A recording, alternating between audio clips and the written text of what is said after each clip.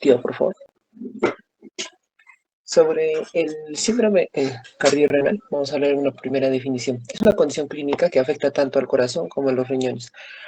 Hasta antes del 2008, donde hubo un consenso internacional para definir de mejor manera lo que sería el síndrome cardiorrenal, se definía como una variedad de situaciones clínicas en el que había un deterioro, una disfunción simultánea entre el corazón y el riñón. A partir del 2008, consideran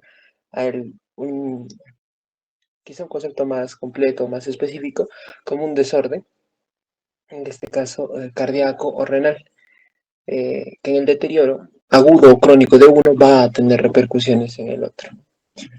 Y algunos artículos también mencionan tres puntos claves para entender al síndrome como tal. Primero, que hay una interacción bidireccional. Después va a venir lo que sería que puede ser un deterioro agudo, crónico, funcional o estructural. Y el realce igualitario que tienen, ¿no? ¿Por qué? Porque el punto de inicio puede ser en el corazón o puede ser en el riñón.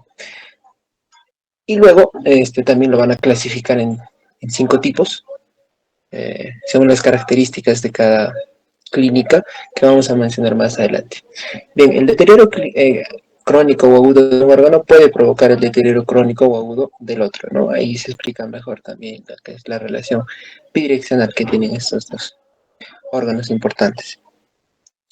En cuanto a la epidemiología, la enfermedad cardiovascular es una preocupación considerable en los pacientes con enfermedad renal crónica. Um, Hay estudios que mencionan que el 30 al 50% de los pacientes con insuficiencia cardíaca desarrollan una enfermedad renal crónica. Se cree que la enfermedad cardiovascular es responsable de más de la mitad de causas de muertes en pacientes con síndrome cardiorrenal, 20 veces mayor en aquellos que no padecen del síndrome cardiorrenal.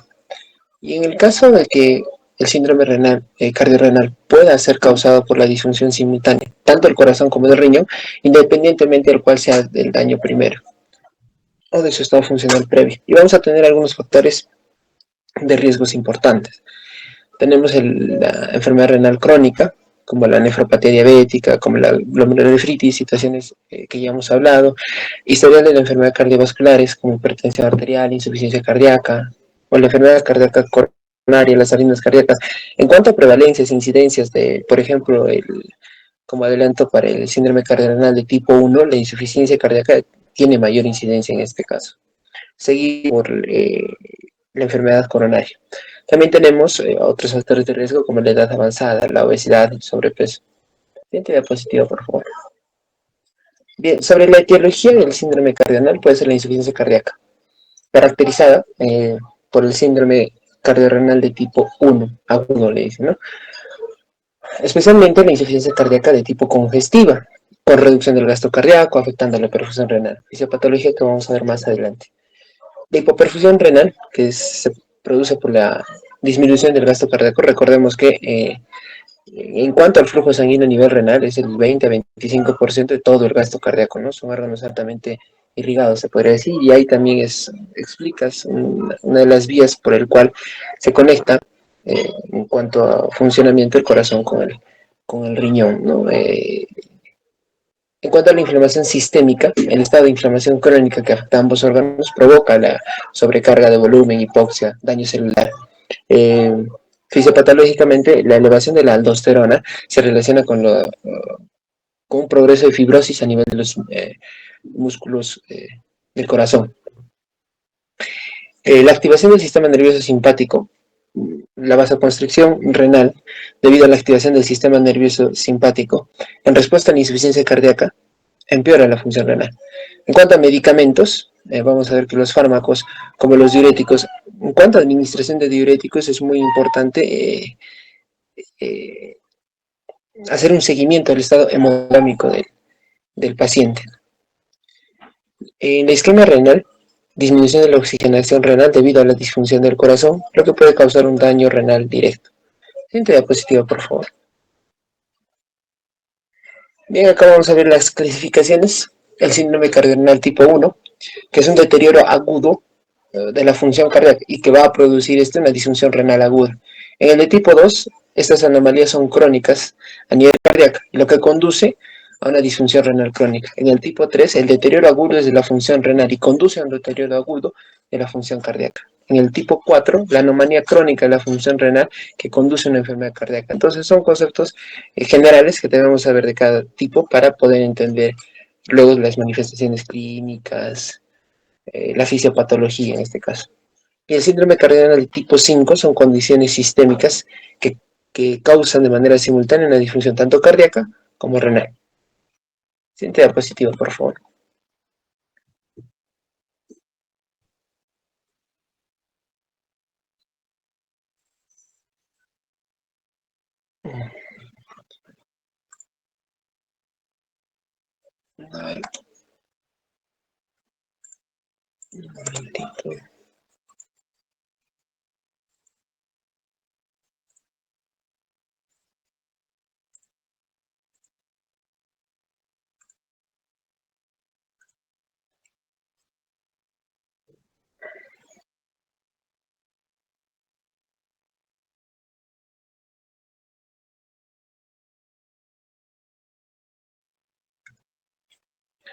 Vamos a hablar ahora del síndrome cardiorrenal de tipo 1, síndrome cardiorrenal agudo. Hemos visto que es un deterioro agudo a nivel del corazón, a nivel cardíaco, que va a generar una disfunción a nivel renal. ¿Qué ocurre acá? La disminución de la insuficiencia cardíaca. La etiología, la incidencia más frecuente es insuficiencia cardíaca.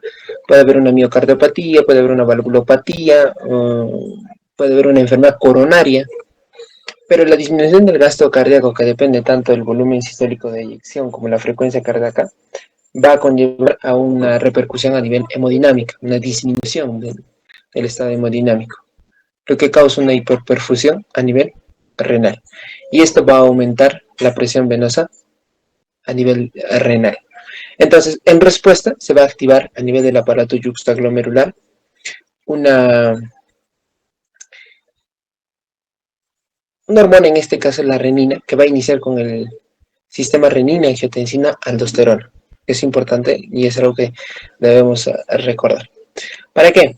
Para la retención de sodio y agua y genera una vasoconstricción, ¿no?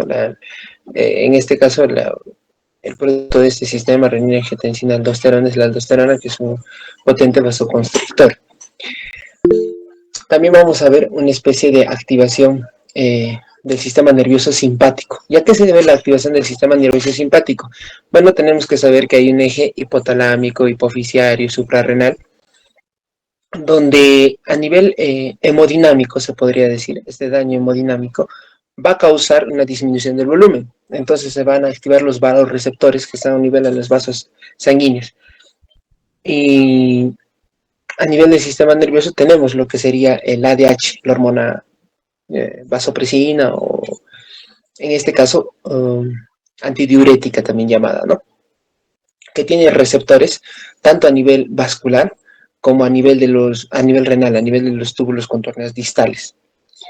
Los receptores B1 son para los niveles de los vasos periféricos, lo que va a ocasionar una vasoconstricción. Y los receptores B2 van a ocasionar una mayor reabsorción, por eso es también llamada la hormona antidiurética, de sodio y agua a nivel de los túbulos distales.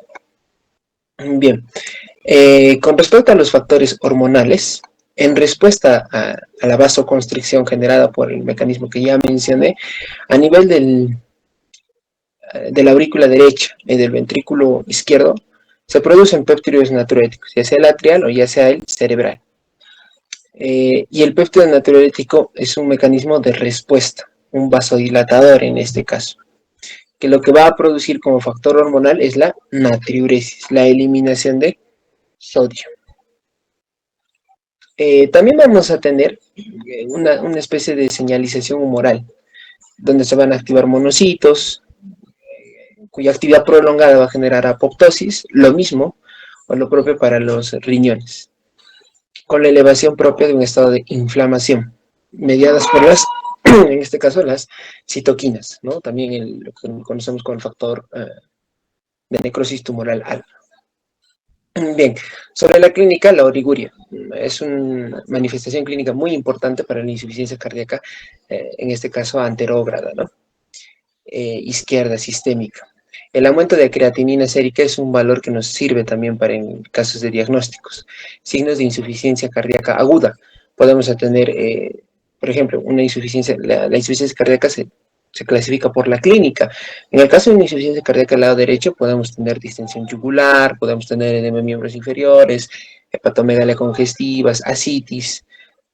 También vamos a tener en este caso disnea. Entonces son signos de una insuficiencia cardíaca aguda. En el caso también del estado hemodinámico, hipotensión, inestabilidad hemodinámica. Para el diagnóstico, la elevación aguda de la creatinina. Eso es muy importante que recuerden, ¿no? Eh, Porque se produce un aumento de creatinina sérica, más de 0.3 miligramos por decilitro en 48 horas o más del 50% en 7 días. Vamos a tener marcadores, como ya los mencioné, importante, el NT-pro péptido natriurético cerebral va a estar elevado y la fracción de eyección va a estar disminuida. En la ecografía renal tenemos que valorar la congestión y excluir otras causas de lesión renal aguda, necrosis tubular aguda o nefrotoxinas. Para el tratamiento, uno de los pilares del tratamiento de una insuficiencia cardíaca congestiva son, pues, en este caso, los diuréticos, ¿no? Tenemos que optimizar la función cardíaca, diuréticos, vasodilatadores, ionotrópicos en caso sea necesario, evitar los nefrotóxicos, controlar el control del volumen también es muy importante y considerar soporte renal, ya sea diálisis en caso la repercusión a nivel renal lo necesite. Bien, con respecto al síndrome cardenal tipo 2, que es el crónico, vamos a ver que aquí vamos a tener que los factores de riesgo que no podemos modificar, los factores de riesgo modificables, intensifican la fisiopatología, en este caso el síndrome cardiorrenal de tipo 2. Es más, una insuficiencia cardíaca no controlada, que lleva a un bajo cardíaco, a un bajo gasto cardíaco, a una hipoperfusión, a la disfunción endotelial, a un proceso de inflamación. Similar a lo que hemos hablado aquí, pero en este caso en severidad es lo que se diferencia, ¿no? Hay una retención de sodio y agua, hipertensión, anemia. La anemia ya es por una falla renal crónica. La eritropoyetina a nivel de las células tubulares intersticiales no es suficiente, no está produciendo de manera adecuada. Hay una disminución del filtrado, hay una hipoperfusión. Lo que va a generar el bajo gasto cardíaco, la hipoperfusión, la disfunción endotelial, la inflamación es la esclerosis o fibrosis a nivel del riñón. Y ya hemos visto que también los mecanismos compensadores, la activación del sistema renina angiotensina aldosterona, del sistema nervioso simpático, ¿no? De la hipoxia, las anomalias de calcio y fósforo, todas las funciones básicas de homeostasis que nos pueda brindar el riñón, se están viendo afectadas, generando esto una descompensación crónica. ¿Cuál es la clínica? Una disfunción renal progresiva, hay un aumento paulatino de urea, creatinina. La insuficiencia cardíaca crónica, fatiga, disnea, edemas persistentes en este caso, una hipertensión arterial resistente, ¿no? Está aumentando la resistencia vascular a nivel periférica por el mismo mecanismo compensatorio a esta hipoperfusión, a esta baja de volumen. Diagnóstico, la historia de la insuficiencia cardíaca crónica con deterioro renal progresivo. El ecocardiograma nos muestra una disfunción sistólico-diastólica. En el EKG signos de hipertrofia, arritmias, según la evolución de esta insuficiencia cardíaca. La bioquímica, creatinina, nitrógeno úrico en sangre, los electrolitos, la proteinuria.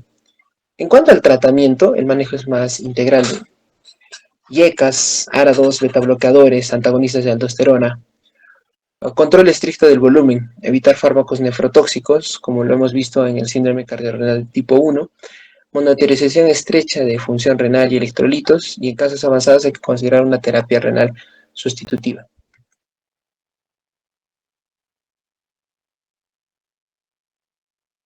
Síndrome cardiorrenal tipo 3, que va a ser agudo. Este también es llamado renocardíaco, pues consiste en el daño renal agudo causado, que va a causar de forma secundaria un daño cardíaco. Y esta puede manifestarse como un infarto agudo de miocardio, insuficiencia cardíaca o arritmias. Pues este síndrome cardiorrenal tipo 3 afecta aproximadamente al 9% de los pacientes hospitalizados según los criterios RIFLE y en un 20% según los criterios del CADIO. Dentro de su etiología, pues van a existir varias causas que van a causar daño renal agudo. Dentro de estas van a ser los contrastes radiológicos, los fármacos nefrotóxicos, una cirugía cardíaca o una cirugía mayor, la rhabdomiólisis, la uropatía obstructiva y también la glomerulonefritis y pielonefritis. Dentro de la fisiopatología, pues esta va a comenzar principalmente por una lesión renal aguda. Y esta puede ser, por ejemplo, una necrosis tubular aguda, pielonefritis, etc. Esta lesión va a provocar una disminución de la tasa de filtración glomerular, lo cual va a reducir la capacidad del riñón para eliminar agua, sodio y los productos de desecho principalmente, ¿no? Como consecuencia, se va a producir una retención de sodio y agua, lo que va a llevar a una expansión del volumen intravascular y pues por ende va a aumentar la presión arterial. Por ello, dentro de la clínica hay la hipertensión. También la disminución de la función renal va a activar diferentes mecanismos compensatorios, como al sistema nervioso simpático y también al sistema renina-angiotensina-aldosterona, lo cual estas van a activar, van a generar vasoconstricción y también va a haber una mayor retención de sodio y agua y un aumento también adicional de la presión arterial, ¿no? Como ya lo mencionamos, y también de la precarga del corazón. Asimismo, también se va a incrementar la señalización humoral, lo cual va a llevar a una liberación de mediadores inflamatorios, también un estrés oxidativo y también secreción de citocinas proinflamatorias, lo cual van a dañar, ¿no? Tanto al riñón como al corazón. También la alteración de la función renal va a provocar desequilibrios electrolíticos, como de sodio principal, de potasio principalmente, de sodio, calcio y magnesio. También va a llevar a una acidosis metabólica y pues también trastornos de la coagulación. Y pues todos estos cambios van a generar una sobrecarga de volumen y presión sobre el corazón, que junto con la inflamación y los trastornos metabólicos van a llevar a una disminución de la contractibilidad cardíaca y también van a provocar una isquemia, apoptosis y necrosis de los miocitos, llevando así a una insuficiencia cardíaca aguda. Siguiente, por favor. Dentro de la clínica se va a observar tanto manifestaciones renales como cardíacas. Dentro de estas tenemos a la oliguria, a la anuria, edemas, una uremia, hipercalemia, acidosis metabólica, disnea, ortopnia, edema pulmonar agudo, arritmias, palpitaciones. Dentro de del diagnóstico, pues se tiene que hacer una evaluación tanto renal como cardíaca. Dentro de la evaluación renal se va a observar la creatinina y la urea sérica aumentada. Electrolitos, principalmente se va a poder visualizar una hiperpotasemia en la gasometría, una acidosis metabólica. También es necesario pedir un examen de orina completa para observarnos si hay sedimento urinario como cilindros, hematuria o la densidad urinaria. También es importante pedir imágenes renales como la ecografía renal. Asimismo, una evaluación cardíaca pidiendo las troponinas que se van a ver elevadas, el péptido natriurético también que se va a ver elevado, un EKG donde también se va a observar alteraciones, ¿no? Ecocardiograma y una radiografía de tórax. Dentro del manejo terapéutico, vamos a observar este esquema que básicamente nos explica que cuando hay una lesión renal aguda, el primer paso es preguntarnos si esta tiene oliguria. Si esta presenta oliguria, tenemos que pedirle el sodio urinario, el sodio sérico, urea sérica y también la creatinina sérica. Dentro de estas vamos a ver que si hay una lesión renal aguda prerrenal, pues el tratamiento principal es reponer volumen con soluciones salinas si hay una depresión de volumen. Asimismo, si no encontramos oliguria, pues tenemos que realizar una ecografía renal y pues vamos a buscar la causa. Principalmente, por ejemplo, si presenta hidronefrosis, pues lo relacionamos, ¿no?, con una lesión renal aguda posrenal.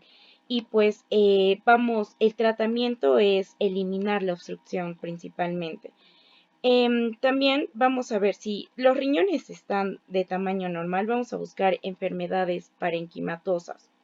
Entonces, se debe hacer un análisis de orina o también una biopsia renal. Si encontramos, por ejemplo, una nefritis intersticial alérgica, pues es necesario eliminar el fármaco causante y también usar glucocorticoides. Si hay una necrosis tubular aguda, pues principalmente tenemos que eliminar las nefrotoxinas, y si hay una glomerulonefritis o una vasculitis, pues el tratamiento es con inmunosupresores. Pero si se encuentran riñones pequeños bilaterales, pues pensaríamos en una enfermedad renal crónica, ¿no? Ya no sería una lesión renal aguda. Siguiente, por favor. Ok, ahora vamos a hablar sobre el síndrome cardiorrenal tipo 4. Pues esta va a ocurrir cuando la enfermedad renal crónica va a causar daño o enfermedad cardíaca. Dentro de la etiología, pues principalmente es la enfermedad renal crónica, pero esta enfermedad renal crónica va a tener causas frecuentes como es la diabetes, la hipertensión arterial crónica, las glomerulonefritis, el uso prolongado de fármacos nefrotóxicos y también poliquistosis renal, lupus, etc. Dentro de la fisiopatología vamos a tener que el daño renal va a generar una serie de mecanismos que van a terminar afectando directamente al corazón. Cuando hay una pérdida de la función renal, esta va a activar el sistema renina-angiotensina-aldosterona y también al sistema nervioso simpático, lo cual va a producir vasoconstricción, va a retener sodio y agua y también va a haber un incremento de la presión arterial, aumentando así la carga del trabajo del corazón.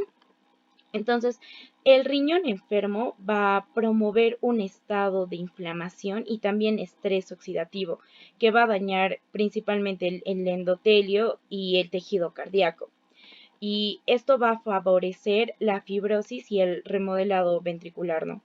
Eh, Asimismo, a esto se va a sumar la alteración del metabolismo del calcio y del fósforo, con un aumento del factor de crecimiento de la fibroblástico 23, que va a causar principalmente la calcificación vascular y coronaria, que van a reducir la elasticidad arterial. La acumulación de toxinas urémicas también van a producir una disfunción endotelial, llevando a una fibrosis y una apoptosis celular. Entonces, estos mecanismos van a llevar a una reducción de la perfusión y de la función cardíaca. Entonces, que finalmente se va a manifestar como una insuficiencia cardíaca crónica. Siguiente, por favor.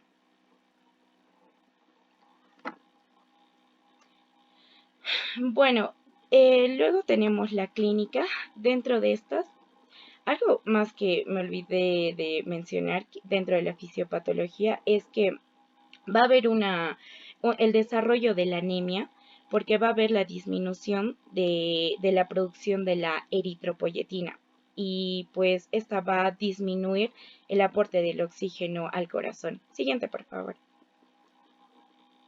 Entonces, dentro de la clínica es por eso que se manifiesta fatiga, palidez, por la anemia. También va a haber pérdida de apetito, oliguria, nicturia, hipertensión arterial persistente, una disnea de esfuerzo, ortopnia, edemas, ingurgitación yugular, albuminuria. Y bueno, dentro del diagnóstico también es importante hacer una evaluación tanto renal como cardíaca. Evaluación renal, vamos a tener también la creatinina y urea sérica, pedir electrolitos séricos, examen de orina completa, en este caso para evaluar la albuminuria, ¿no?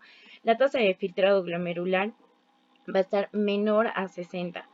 Y bueno, el perfil metabólico para ver acidosis metabólica, niveles elevados de fósforo y paratormona, un hemograma completo para comprobar la anemia, en este caso normocítica, normocrómica. Y bueno, la evaluación cardíaca, ¿no? También pedir troponinas, péptido natriurético, el EKG, ecocardiograma, radiografía de tórax.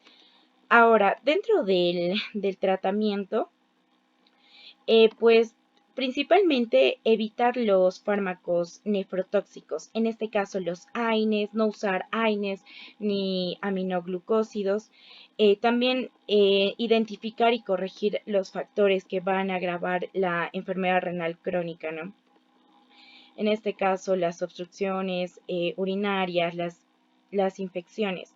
Y pues para el control de la albuminuria se va a usar bloqueadores del sistema renina-angiotensina-aldosterona, como YECAS, ARA2. También es importante el control de la hipertensión y de la insuficiencia cardíaca con beta bloqueadores, antagonistas del receptor mineralocorticoides, ¿no? Y bueno, también el manejo de la acidosis y de la anemia. Siguiente, por favor.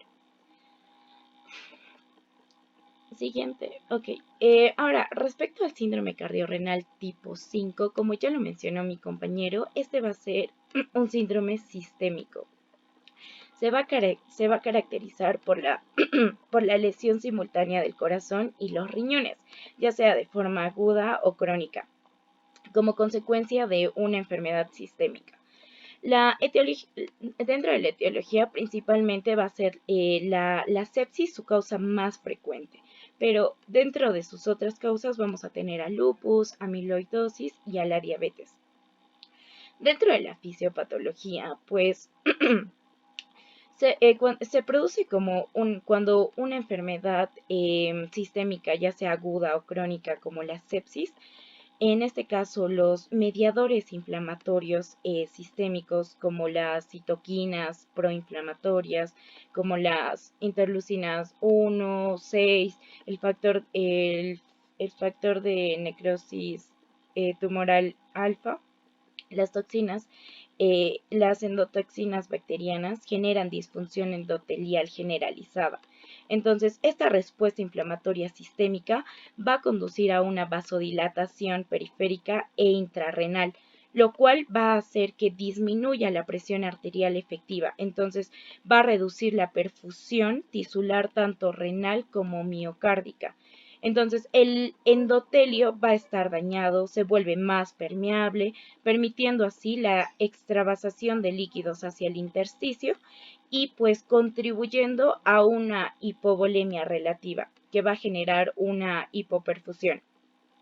En el corazón, las citoquinas y la hipoxia tisular van a inducir a una depresión miocárdica, lo cual van a reducir la contractilidad ventricular y provocando también disfunción tanto sistólica como diastólica. En el riñón, la hipoperfusión sostenida, la hipoxia tisular y la inflamación va a hacer que se produzca una necrosis tubular aguda y por tanto una insuficiencia renal aguda. Siguiente, por favor. Dentro de la clínica, pues vamos a ver disnea, fatiga, taquicardia, hipotensión, edema pulmonar agudo, hepatomegalia, hiperpotasemia, acidosis metabólica, la fiebre, artralgias, exantema y anemia. Dentro del diagnóstico también se pide una evaluación renal, creatinina urea sérica, electrolitos, examen de orina completo, evaluación cardíaca, troponinas, péptido natriurético, EKG, ecocardiograma. Y también para esto se añade una evaluación de causas sistémicas, en este caso hemocultivos, la proteína C reactiva, PCR y procalcitonina, ¿no? Para ver infecciones e inflamaciones, la velocidad de sedimentación globular y las pruebas inmunológicas. Ahora, dentro del tratamiento, es necesario un diagnóstico temprano y definitivo con el uso de imaginología y biomarcadores múltiples, ¿no? Como el diagnóstico nos señala.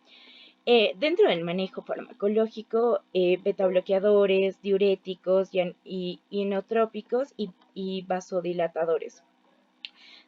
El manejo no farmacológico sería la diálisis o trasplante, ¿no? Cuando se requiere. Y pues tratar también las condiciones que subyacentes, como por ejemplo la diabetes, amiloidosis, vasculitis y la sepsis. Y siguiente, por favor. Ahora, dentro de la prevención para evitar el síndrome cardiorrenal, básicamente en el tipo 1, pues evitar fármacos nefrotóxicos como los AINES, contrastes yodados también evitar y controlando el uso de diuréticos y vasodilatadores. Dentro del tipo 2, pues mantener la presión arterial dentro de rangos normales, evitar fármacos nefrotóxicos también, restringir el consumo de sal y cuidar el balance de líquidos, mantener una alimentación saludable, realizar actividad física regular. Dentro del tipo 3, pues evitar también principalmente los medicamentos nefrotóxicos, asegurando una buena hidratación y perfusión. Dentro del tipo 4, pues el control de la diabetes, hipertensión y aterosclerosis también para frenar la progresión de la enfermedad renal crónica. Y en el tipo 5, pues la clave es el tratamiento precoz de la enfermedad sistémica, ¿no? Como sepsis o lupus, que causa el daño cardiorrenal. Siguiente, por favor. Bien, ahora vamos a seguir con el otro síndrome del que les dijimos que íbamos a hablar, que es el síndrome pulmón-riñón. Siguiente, Marcia, aquí. Bien, este viene a ser un conjunto de trastornos que van a provocar la combinación básicamente de dos manifestaciones patológicas, ¿no? Que de primera mano va a ser la hemorragia alveolar difusa, que va a ser básicamente un sangrado en los alvéolos pulmonares y va a estar combinado con una glomerulonefritis, específicamente la glomerulonefritis de progresión rápida. Bien, este es de etiología predominantemente autoinmune, aunque también hay algunas que son patologías no inmunológicas, de las que ya les vamos a ver más adelante. En cuanto a su epidemiología, bueno, este síndrome es una patología relativamente poco común y tiene una incidencia de aproximadamente 10 casos por millón de habitantes al año, o entre 0.5 y 20 casos por millón a nivel mundial. Es predominantemente en lo que son los varones, específicamente en lo que son las vasculitis asociadas a ANCA. Va a haber una mayoría entre los 40 y 55 años. Y por otro lado tenemos también la enfermedad antimembrana basal glomerular, que también se va a hablar más adelante, que predomina entre la tercera y séptima década de vida. Y bueno, también tenemos otras etiologías, por ejemplo, lo que es el lupus eritematoso sistémico, que va a ser predominantemente en mujeres. En cuanto a los factores de riesgo, tenemos tres principalmente. El tabaquismo, que va a incrementar el riesgo del daño pulmonar y aparición del síndrome de Goodpasture, que también se va a explicar más a fondo. El segundo, que es la exposición a hidrocarburos, disolventes orgánicos o también metales pesados. Y el tercero vendrían a ser las infecciones respiratorias previas que pueden desencadenar respuestas inmunes anómalas. Siguiente, Marce, por fin. Bien, en cuanto a la fisiopatología, en sí, la patogenia de este síndrome pulmón-riñón va a variar según la etiología, pero en general va a implicar, como les mencionaba, una vasculitis de pequeños vasos que va a afectar tanto a los alvéolos como a los glomérulos.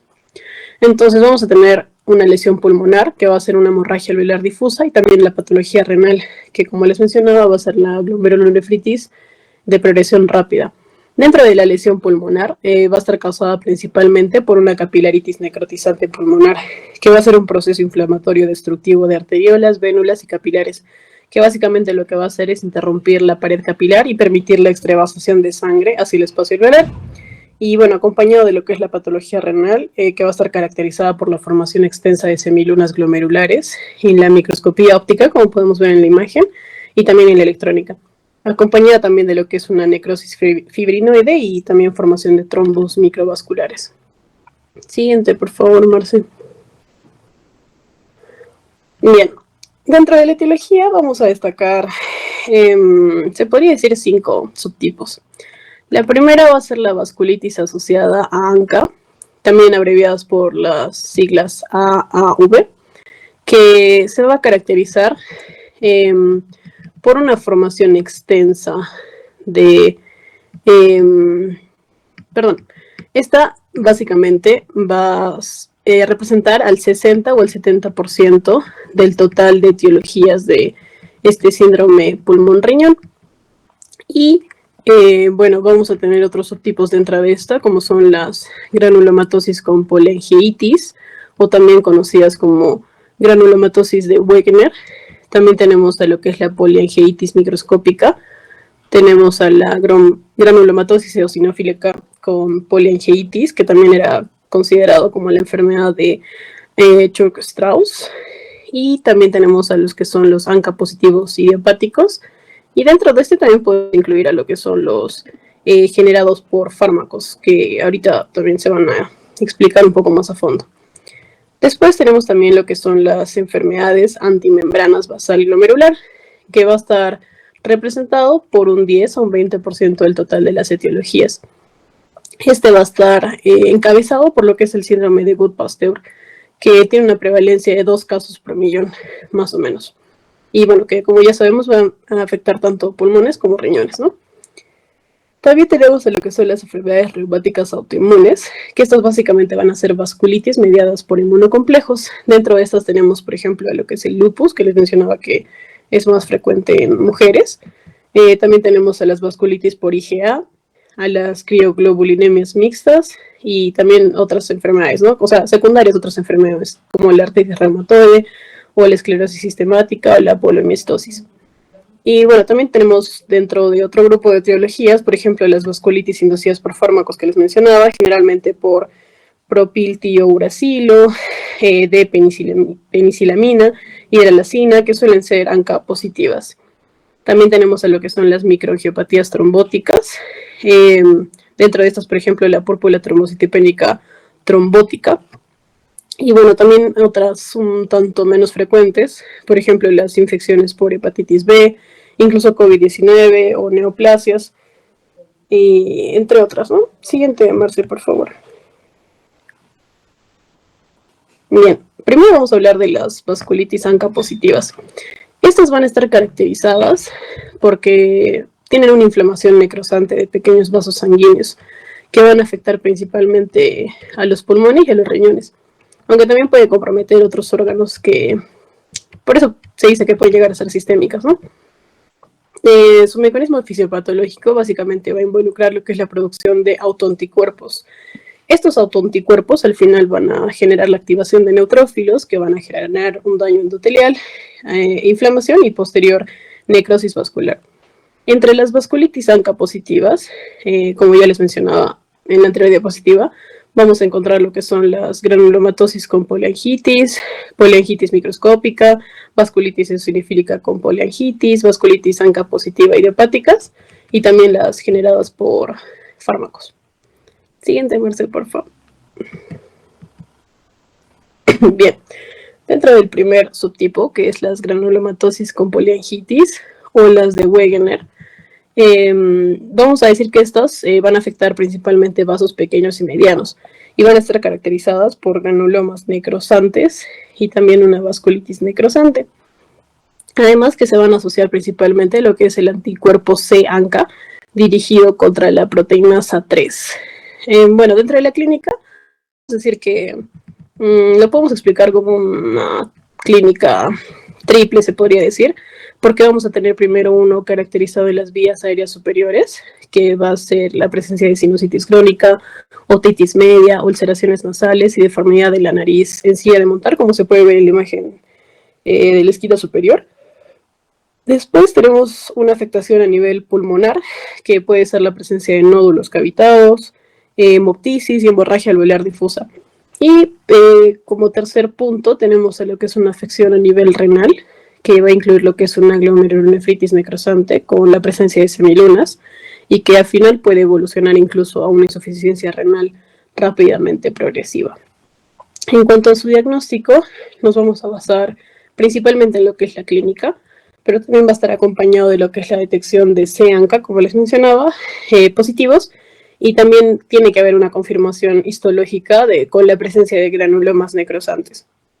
Y el tratamiento, que básicamente va a ser igual en todos los tipos que les voy a mencionar a continuación, es principalmente corticoides a dosis altas, y también se puede acompañar de algún agente inmunosupresor, como puede ser la ciclofosfamida o el rituximab.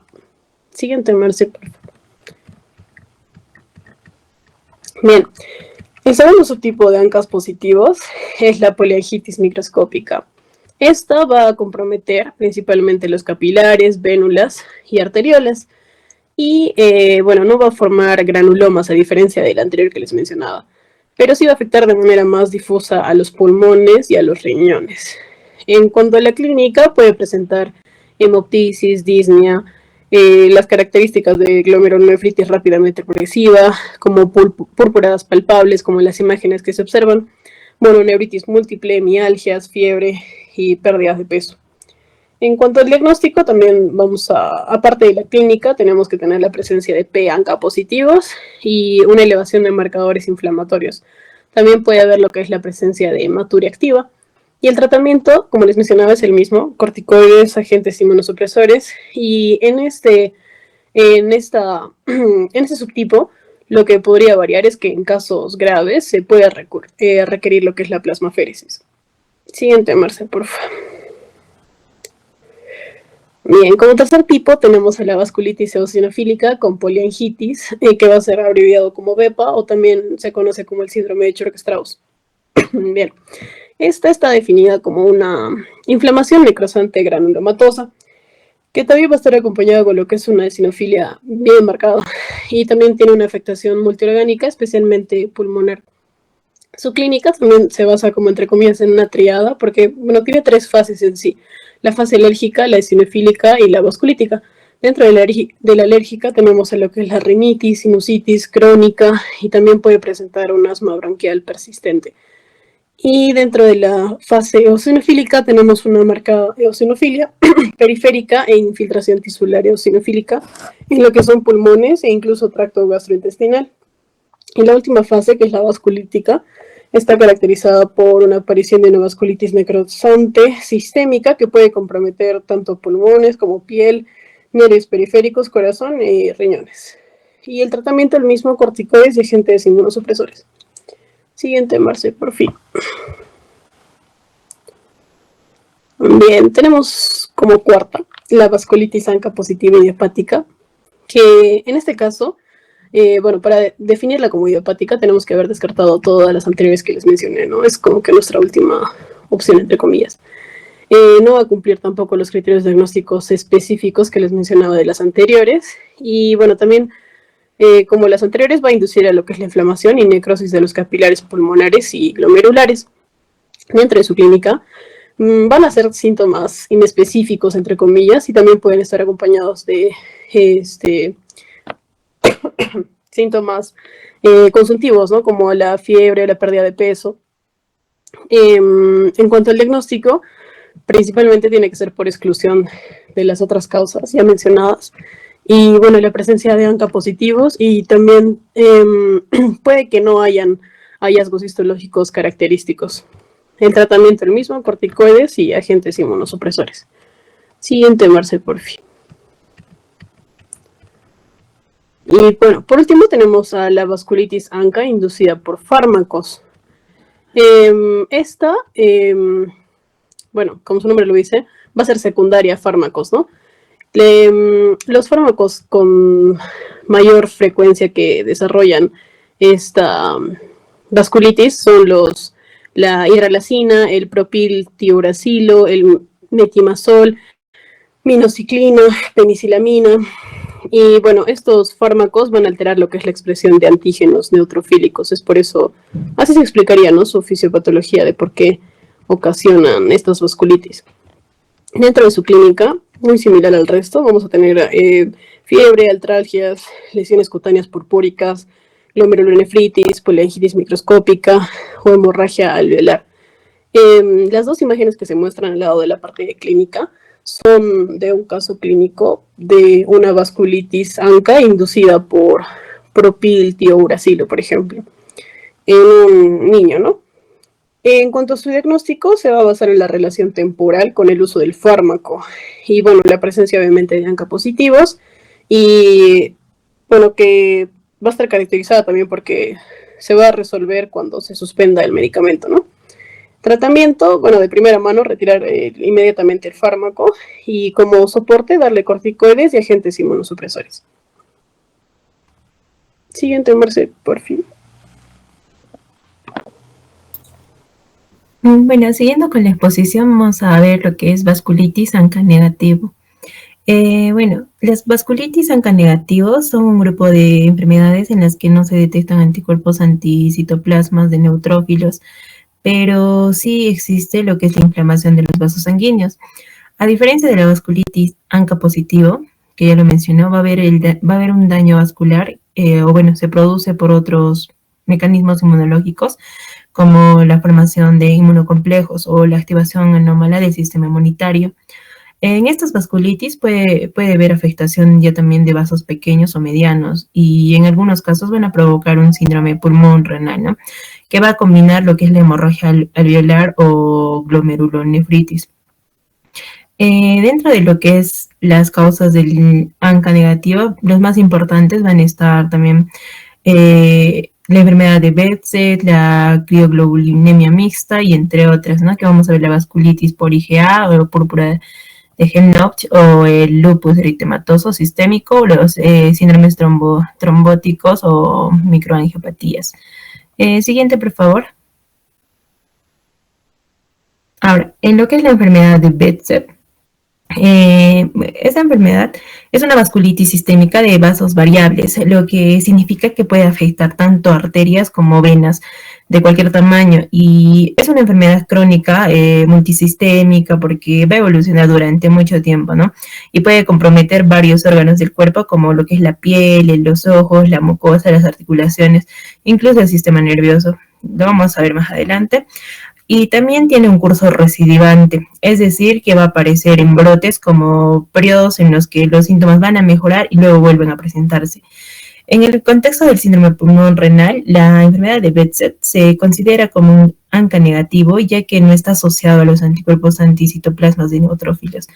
En este caso va a haber una inflamación de los vasos que pueden causar aneurismas pulmonares que son dilataciones, ¿no?, de las arterias que pueden romperse y provocar hemoptisis o sangrado pulmonar.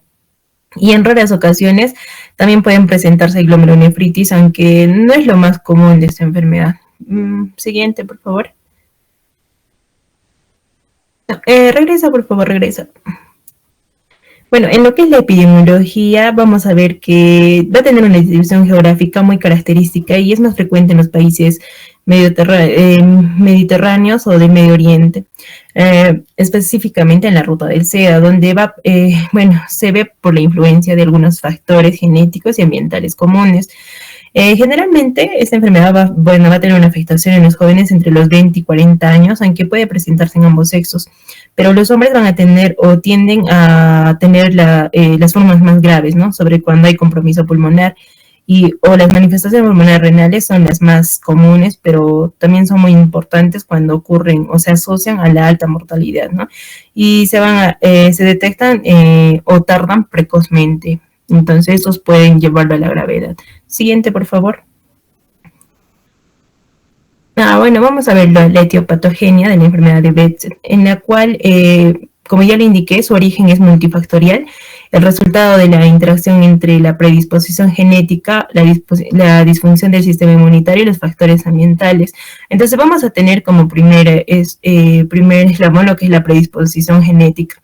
En primer lugar, existe una predisposición genética en el gen HLA-B51. Es el más asociado junto con otros genes implicados en lo que es la regulación del sistema inmune, como lo que es la interleuquina 10, la interleuquina 23, relacionados con la activación de las células TH17.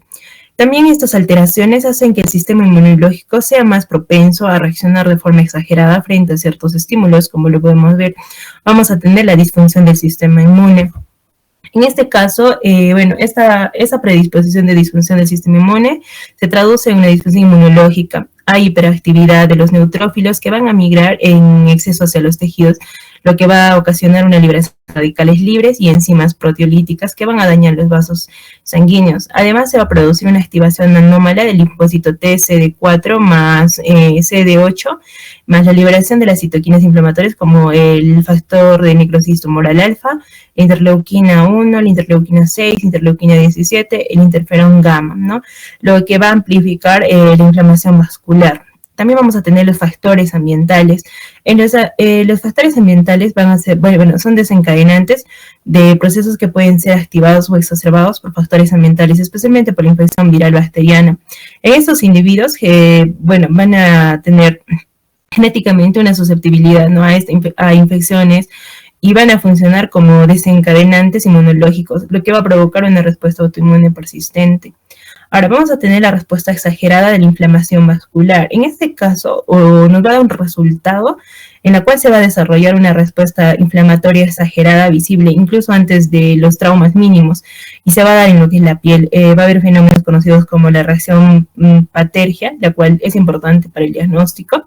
Esto puede originar trombosis venosa profunda, neurismas arteriales, isquemias tisulares, debido a lo que es el daño del vaso. Ahora vamos a tener lo que es la vasculitis sistémica, la consecuencia final de todo esto.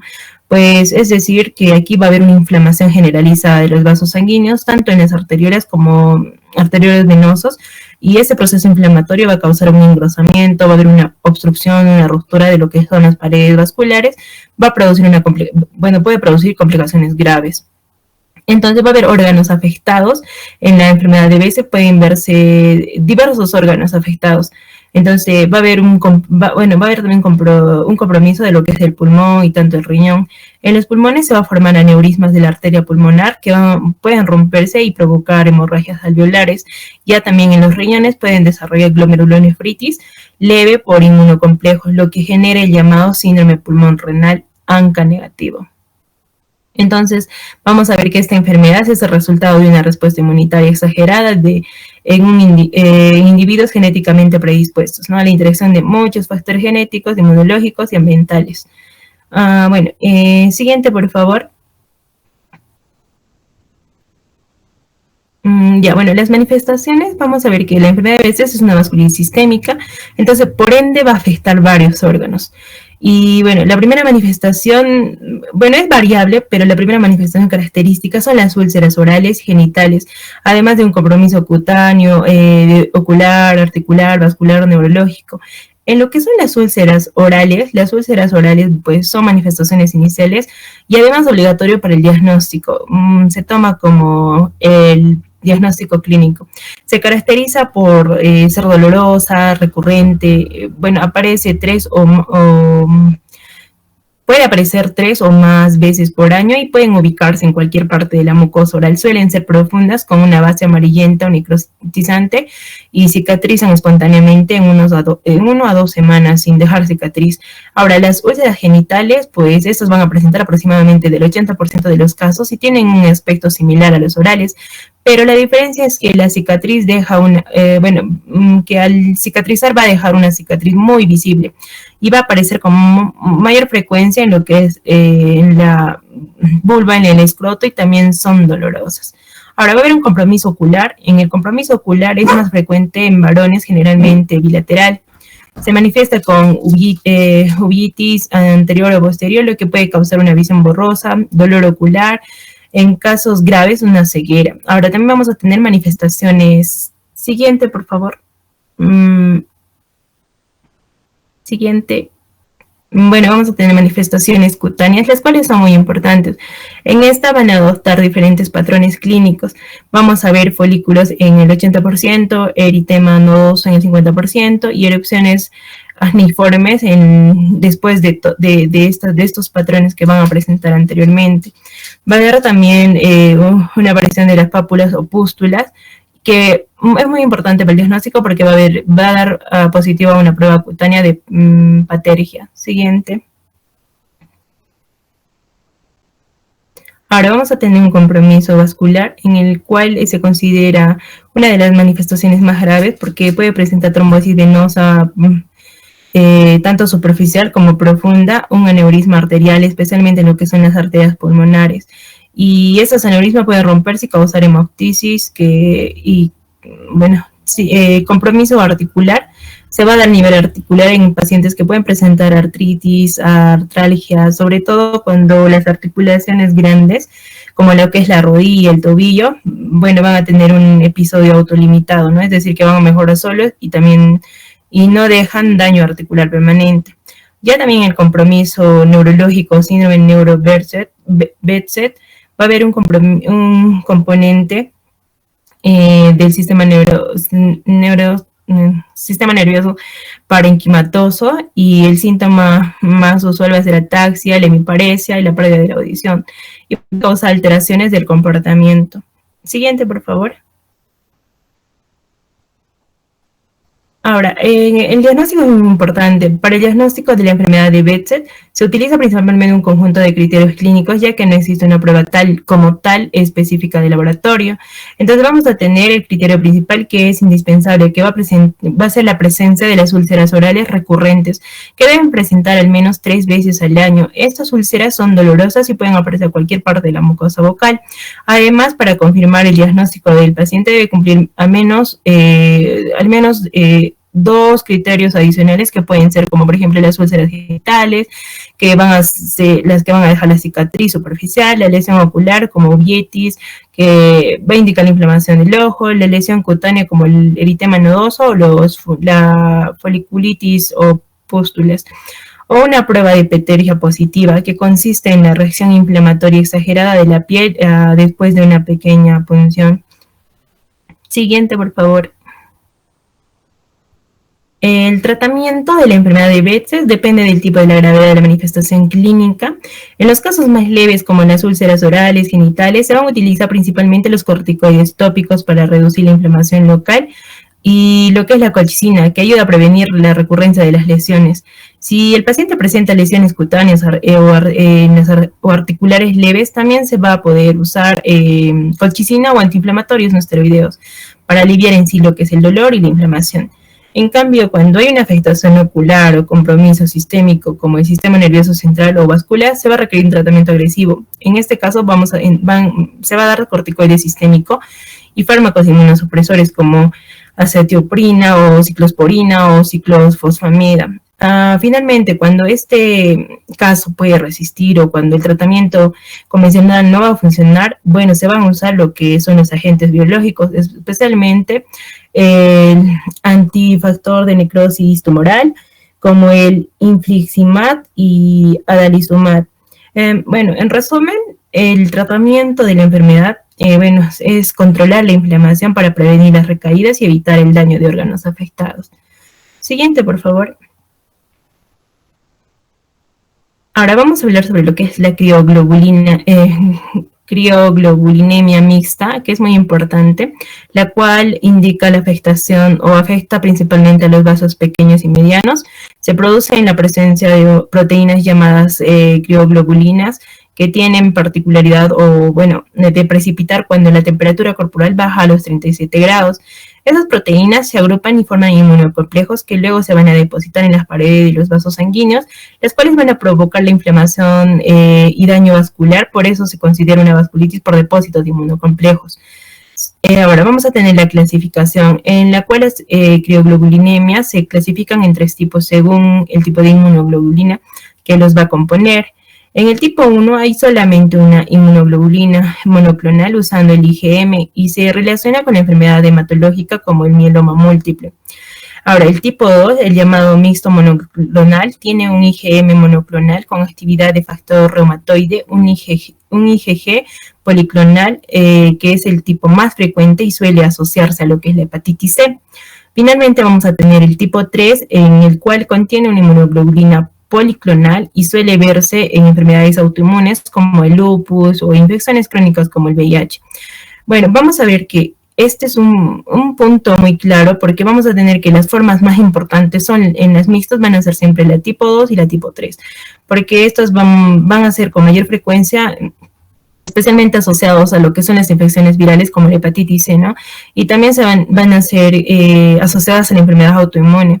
Entonces, el mecanismo del depósito de inmunocomplejos en los vasos va a producir una inflamación, un daño tisular.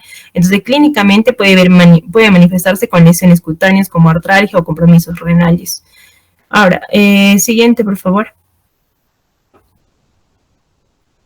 Vamos a ver la etiología de lo que es la crioglobulinemia.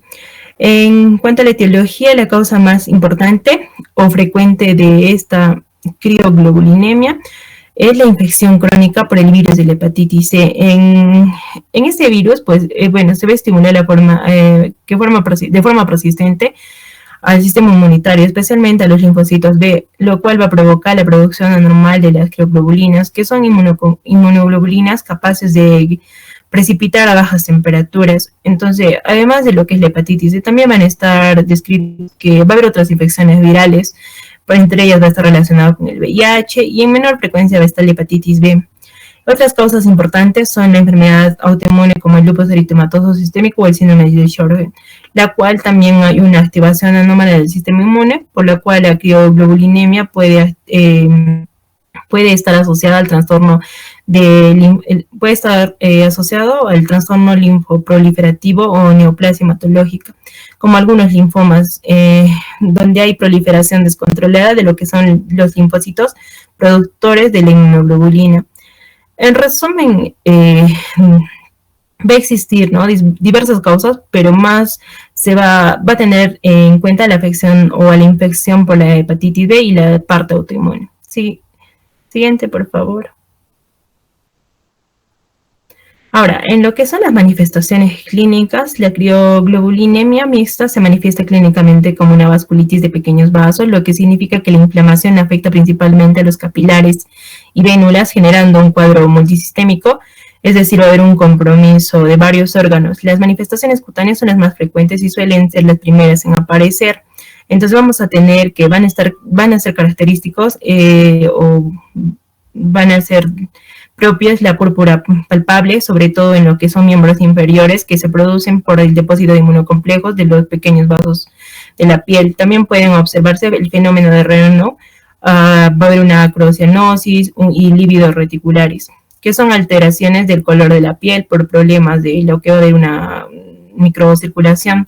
En los casos más severos puede haber úlceras o necrosis cutáneas por falta de lo que es el riego sanguíneo. A nivel articular, también vamos a tener que va a haber compromiso, como por ejemplo va a haber artralgia, mialgia, que son dolores articulares, musculares, ¿no? Del tipo, van a ser un tipo migratorio, simétrico, aunque puede producir a la larga deformaciones.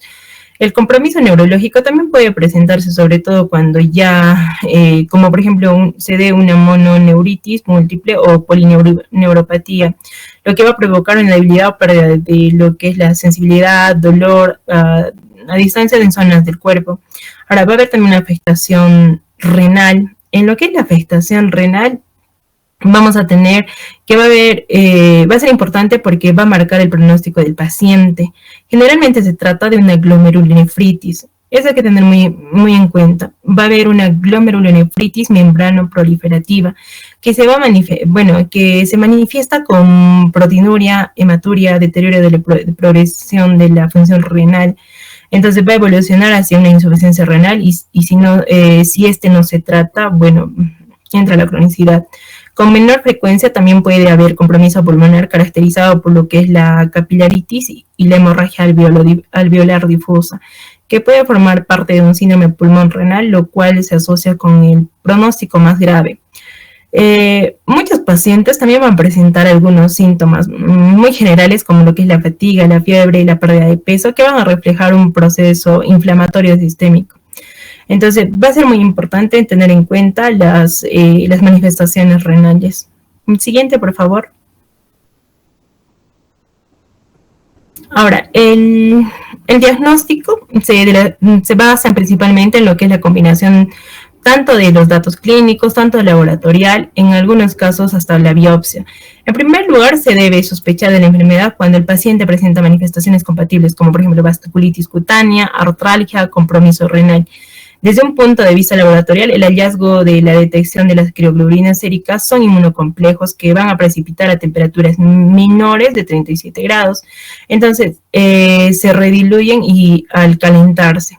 Ahora vamos a también tener que va a ser característico observar consumo de lo que son ya los complejos, especialmente del componente C4 y la presencia del factor reumatoide positivo, lo cual refleja la naturaleza inmunológica del proceso. También es fundamental investigar las infecciones por virus como la hepatitis C, ya que constituye la causa más frecuente en esta patología. Y finalmente la biopsia cutánea renal, que pueden confirmar el diagnóstico mostrando una vasculitis o una leucocitoclástica con depósitos de inmunocomplejos en las paredes vasculares. También vamos a tener un estudio complementario con la biopsia, en la cual vamos a confirmar el diagnóstico que se va a realizar mediante la biopsia. Vamos a observar patrón característico de lo que es la glomerulonefritis membrano proliferativa, de que, bueno, va a haber un producto de depósitos de inmunocomplejos.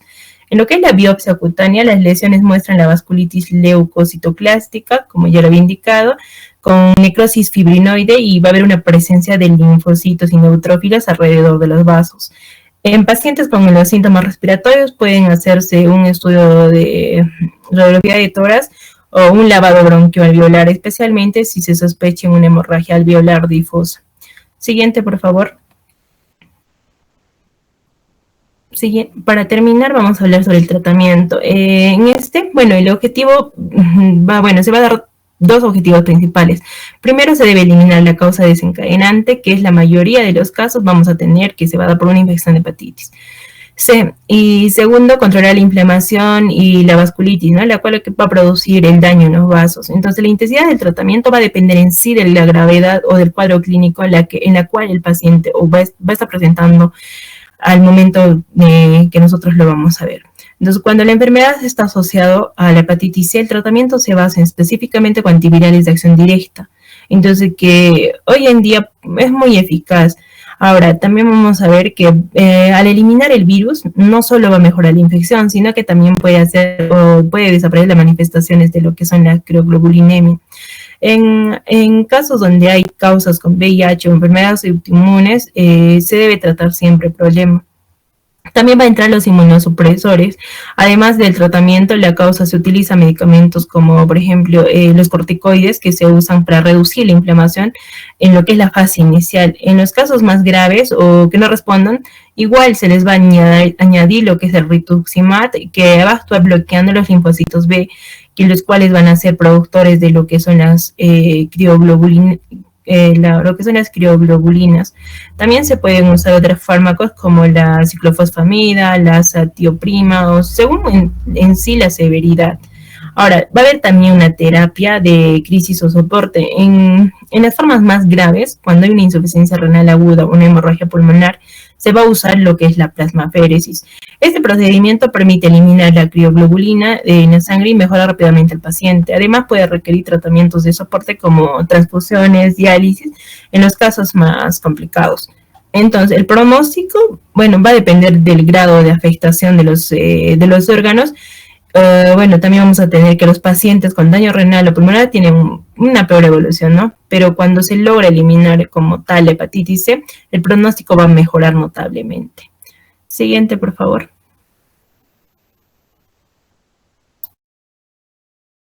Ya, bueno, para continuar vamos a hablar sobre la púrpura de Schlein-Henoch. Esta enfermedad es una vasculitis sistémica aguda de vasos pequeños que va a estar mediada por depósitos de IgA en piel, riñón y otros órganos. De acuerdo a la epidemiología, generalmente se da en niños por enfermedades o, claro, ¿no? Enfermedades respiratorias o infecciones respiratorias por estreptococo de tipo A, pero también se puede dar en algunos casos en adultos. Con respecto a la etiología y patogenia, hay factores desencadenantes, bueno, como ya lo dije, las infecciones respiratorias, fármacos y alimentos. Y bueno, con respecto a la patogenia, como les decía, en esta patología va a haber depósitos de IgA. Bueno, no sé si se puede agrandar la imagen, pero primero va a comenzar con, como tal, el reconocimiento del patógeno por el APC. Esto va a hacer que a nivel del tejido linfoide, las células TCD4 empiecen a secretar los linfocitos T y B, y a la vez estos van a activar para que se pueda secretar lo que es la IgA, el antígeno de IgA, ¿no? Ya, entonces, esto a las finales va a terminar, bueno, el IgA va a terminar juntándose o va a terminar como tal en el endotelio y va a producir una mayor inflamación, lo que va a producir a la par una vasculitis, ¿no? Siguiente, por favor.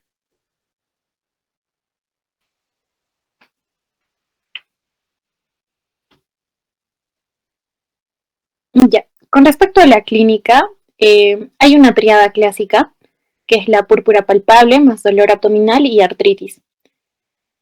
Ya, con respecto a las manifestaciones de la piel, como lo dije, vamos a tener la púrpura palpable. Estas van a ser simétricas, van a estar sobre todo en miembros inferiores y en glúteos. Con respecto al dolor abdominal, va a estar acompañado de vómitos y hemorragia digestiva. Y con respecto a las manifestaciones articulares, va a haber artralgia, artritis o también oligoartritis en los tobillos y rodillas. Y las manifestaciones renales se van a caracterizar por hematuria, generalmente microscópica, pero también puede haber macroscópica. Puede ser con o sin proteinuria. Y en estadios ya más avanzados puede llegar a una insuficiencia renal aguda. Aparte de eso, en el cuadrito vemos más manifestaciones clínicas, pero las más comunes son en la piel, articulaciones, gastrointestinales y renales. Siguiente, por favor. Ya con respecto al diagnóstico, de acuerdo a la literatura, nos dice que generalmente se da, el diagnóstico es más clínico, pero aparte de ello podemos aumentar, ¿no? Exámenes de orina, serología y la biopsia también, ¿no? En donde vamos a ver la glomerulonefritis membranoproliferativa, similar a la nefropatía por IgA. Y como le decía, es más la clínica, ¿no? Como está en el cuadrito y dice, ¿no? Púrpura palpable en presencia de al menos de uno de los siguientes hallazgos: con dolor abdominal difuso, artritis o artralgia, afectación renal, hematuria o proteinuria y biopsia mostrando los depósitos de IgA. Con respecto al tratamiento, en esta enfermedad generalmente es una resolución espontánea, pero se puede dar un tratamiento de sostén con reposo y analgesia. Si hay una nefritis leve con proteinuria más de 0.5 a 1 gramo por día, se le puede dar yecas o aras, y si es una nefritis severa con proteinuria mayor a 1 gramo por día, se le puede dar corticoides más ciclofosfamida o inmunosupresores. Siguiente, por favor.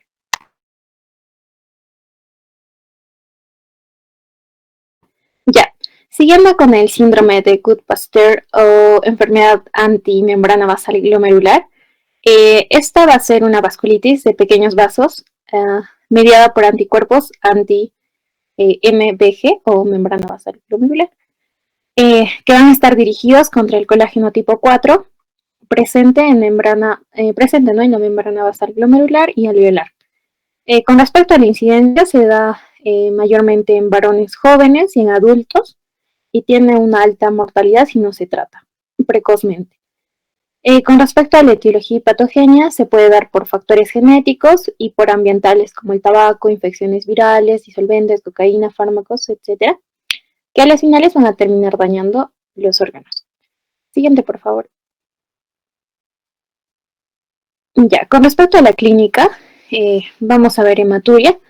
Puede ser macro o microscópica, también proteinuria, También va a haber una insuficiencia renal aguda, que va a ser progresiva. Va a haber también una hemorragia alveolar difusa, como se ve en la plaquita que está ahí. Van a haber infiltrados pulmonares bilaterales, asimismo acompañado de hemoptisis, disnea o anemia.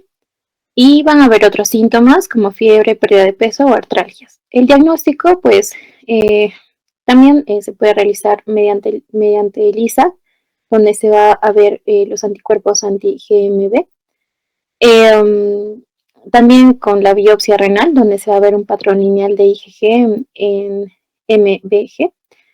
En el análisis de orina va a haber proteinuria, cilindros hemáticos, y también se puede considerar ANCA e inmunofluorescencia, donde vamos a ver el depósito de IgG a lo largo de la membrana basal glomerular. Y el tratamiento, pues, es plasmaféresis diaria, que elimina anticuerpos anti-GBM y corticoides prednisona y ciclofosamido oral, 2 miligramos por kilogramo. Esto se continúa durante 3 a 6 meses y si ya es un caso grave puede llegar a un trasplante renal. Siguiente, por favor. Bueno, este es un cuadrito resumen de la definición, la clínica, el diagnóstico, el tratamiento, etcétera, del síndrome, ya para que lo puedan leer ustedes. Siguiente, por favor. Ya. Ya, después tenemos a las enfermedades reumáticas, pero la más representativa es el lupus eritematoso sistémico. Esta enfermedad va a ser una enfermedad autoinmune sistémica con afectación multisistémica y es una de las causas más frecuentes del síndrome pulmón-riñón, mediado por complejos inmunes. Ahora, con respecto a la epidemiología, aproximadamente el 70% de los pacientes que tienen LES van a desarrollar una enfermedad pulmonar. El LES, va a ser más común en mujeres, pero la nefritis lúpica, que como tal va a ser la afectación renal en el lupus, va a ser más común en varones. El diagnóstico, para diagnosticar nefritis lúpica, obviamente primero tenemos que diagnosticar el lupus, ¿no? Entonces el diagnóstico, pues primero va a constar como tal del diagnóstico del lupus, con primero, ¿no? La clínica, con el eritema malar en alas de mariposa, etcétera. Pero aparte de eso, también, como se sabe que puede producir un daño renal, entonces también se van a pedir otros marcadores para lo que es la enfermedad renal. En las finales, la nefritis lúpica como tal se va a llegar al diagnóstico con la biopsia, en la cual vamos a encontrar depósitos de complejos inmunes en el glomérulo, exactamente en el mesangio, puede ser en el mesangio subepitelial y subendotelial, y también se va a dar activación del complemento y daño tisular significativo. Siguiente, por favor.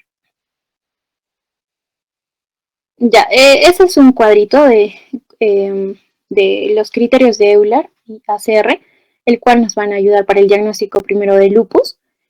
Como dice ahí, para que podamos utilizar el cuadrito, primero todos los pacientes deben tener ANA mayor a 1, 2.80. Después, ya recién podemos aplicar el cuadrito. Entonces, los pacientes que tengan mayor a 10 puntos van a ser clasificados para lupus eritematoso sistémico. Siguiente, por favor.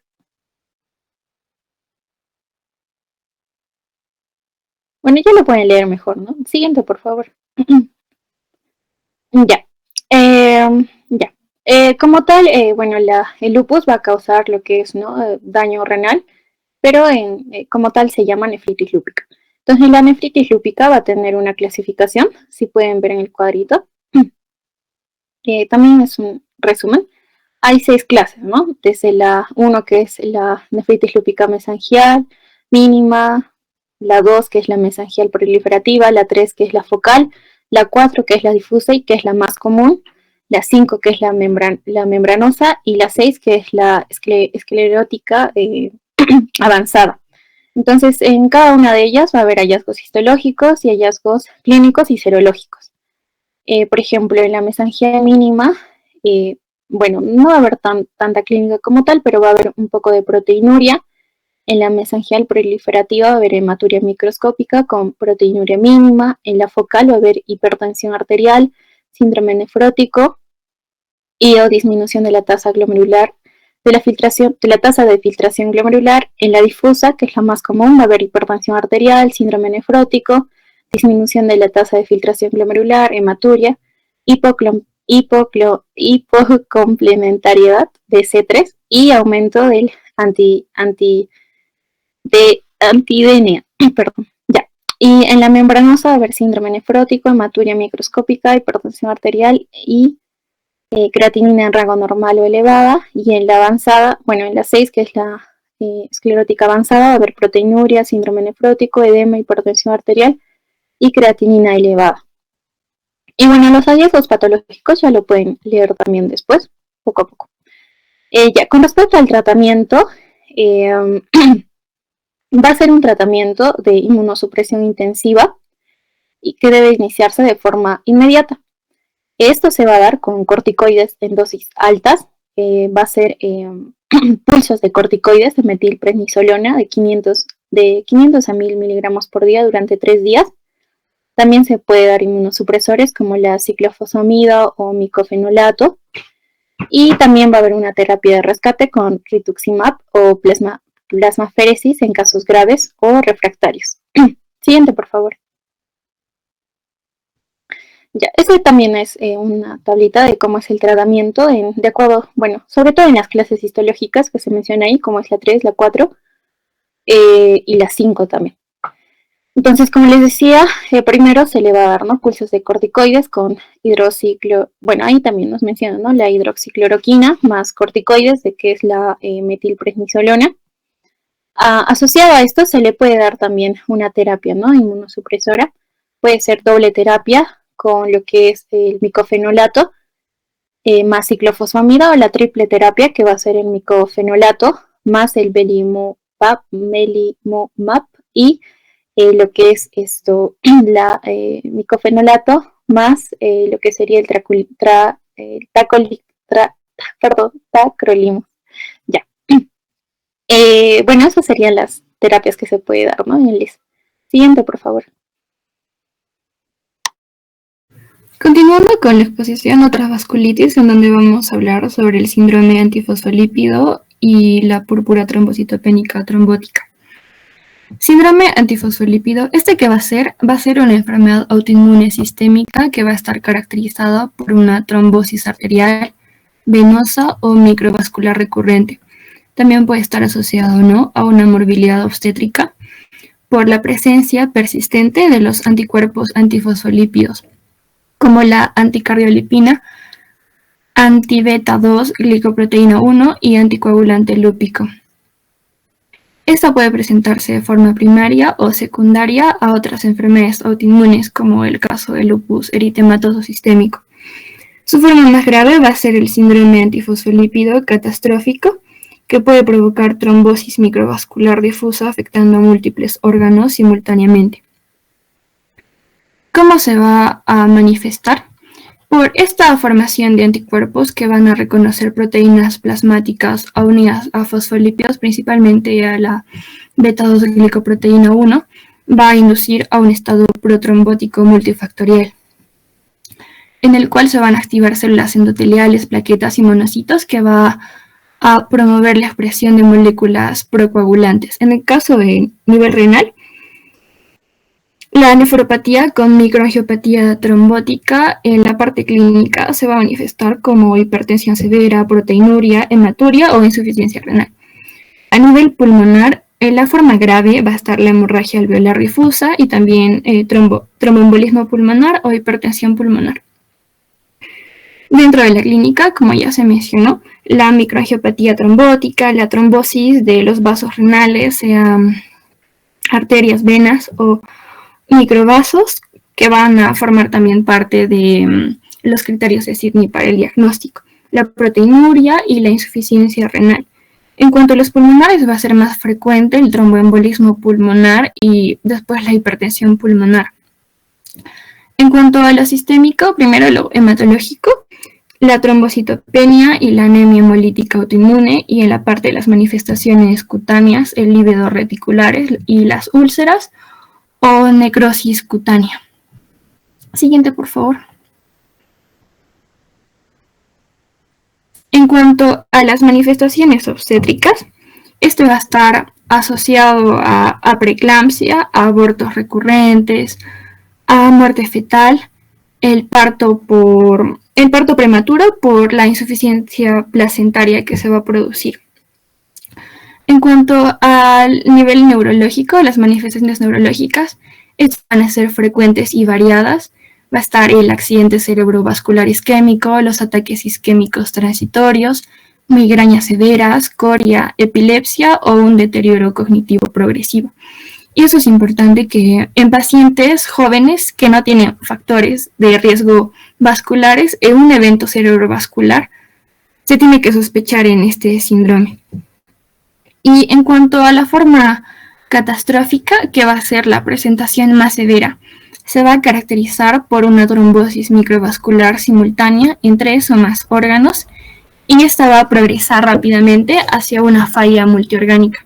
Esto va a tener una mortalidad superior al 30%, y algunos de los factores precipitantes comunes van a ser infecciones, cirugías, traumas o cuando se va a suspender la terapia de anticoagulación. Para el diagnóstico tenemos la identificación de anticuerpos antifosfolípidos como la anticardiolipina, antibeta 2 glicoproteína 1, anticoagulante lúpico, la evidencia de trombosis vascular, ya sea arterial, venosa o microvascular, la exclusión de vasculitis sistémicas u otras causas de daño vascular. Y aquí van a estar los criterios de Sydney 2006. Para el diagnóstico va a ser un criterio clínico y un criterio de laboratorio. Dentro de los criterios clínicos va a estar la trombosis arterial, la trombosis venosa, la morbilidad obstétrica, que se va a referir a muerte fetal cuando es mayor a la semana 10 del embarazo o más de 3 abortos consecutivos antes de la semana 10.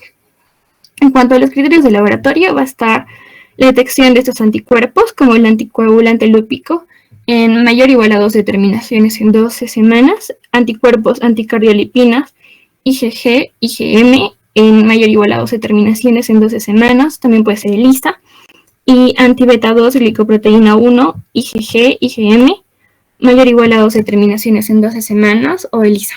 Siguiente, por favor. Para el tratamiento es necesario saber que este se va a centrar en la prevención de la trombosis recurrente y tratar las manifestaciones agudas.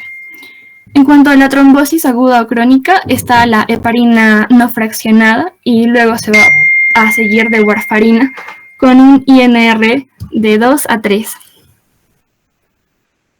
Y la anticoagulación tiene que ser indefinida en la mayoría de los casos, y es necesario saber que se tiene que evitar la suspensión de la anticoagulación, pues hay un alto riesgo de recurrencia.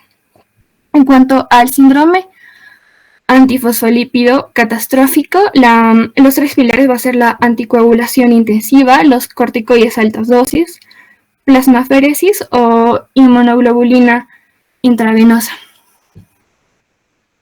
Y en la parte de abajo va a ser una tabla de recomendaciones para el tratamiento de la trombosis asociada a este síndrome. Tipo 1 y tipo 2 va a ser trombosis aguda crónica, donde va a ser heparina intravenosa subcutánea, que va a estar seguida de anticoagulación a largo plazo. Tipo 3, cerebrovascular, cuando va a estar con anticoagulación con warfarina a bajas dosis de aspirina 2 veces por día. Y en cuanto a si es que hay manifestaciones retinianas, anticoagulación con warfarina más pentoxicilina a 400 miligramos por día. Y tipo 4 va a depender de las manifestaciones trombóticas. Siguiente, por favor. Púrpura trombocitopénica trombótica. Esta va a ser una microangiopatía trombótica caracterizada por la formación de microtrombos en vasos pequeños que van a consumir plaquetas y causan daño isquémico en múltiples órganos. Esta va a ser una emergencia hematológica potencialmente mortal, especialmente si no se trata precozmente con plasmaféresis. La fisiopatología va a ser que en condiciones normales la enzima ADAMTS13 va a fragmentar los multímeros del factor de von Willebrand. Esos van a estar liberados en el endotelio. Pero en el caso de este síndrome, de la púrpura trombocitopénica trombótica, va a permitir la persistencia de estos multímeros de alto peso molecular que van a mediar una agregación plaquetaria excesiva en capilares y arteriolas. Esto va a causar una microtrombosis diseminada, isquemia tisular o hemólisis mecánica de los eritrocitos al atravesar los vasos que van a estar parcialmente ocluidos. Y una diferencia a comparación del síndrome que hablamos antes es que esa trombosis va a ser plaquetaria y no fibrinosa. En la clínica va a estar la pentada de Moshkowitz, donde va a estar trombocitopenia con síntomas como petequias, equimosis, epistaxis, la anemia hemolítica microangiopática con palidez, ictericia leve, astemia, taquicardia. La fiebre, esta va a ser moderada, persistente, puede presentar también escalofríos. Alteraciones neurológicas, donde va a estar cefalea, convulsión, somnolencia, con déficit focales, y en casos severos podría haber coma. Y la afección renal con una microangiopatía trombótica glomerular. En la clínica renal va a estar proteinuria, hematuria microscópica. En la clínica pulmonar, esa no va a ser característica, pero se encuentra edema, hipoxemia. Siguiente, por favor. En la clínica neurológica, como ya se mencionó, alteraciones del estado mental, convulsiones, focalizaciones por la isquemia cerebral. Para el diagnóstico está la trombocitopenia más la anemia hemolítica microangiopática, el valor de la enzima ADAMTS13 disminuido menos de un 10%, o anticuerpos anti esta enzima que van a estar positivos. La coagulación tiene que ser normal y eso es importante para diferenciarlo de las otras vasculitis que hablaron. El tratamiento de emergencia, la elección va a ser la plasmaféresis, corticoides sistémicos, en caso sea refractario, rituximab o caplasuximab, y suspensión de los fármacos desencadenantes, en caso de que ese sea la etiología. Siguiente, por favor.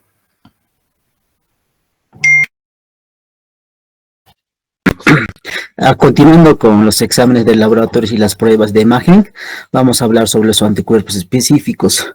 Estos anticuerpos van a ser, donde nos va a ayudar a especificar para ciertos tipos de vasculitis, particularmente aquellos que van a afectar los riñones y los pulmones.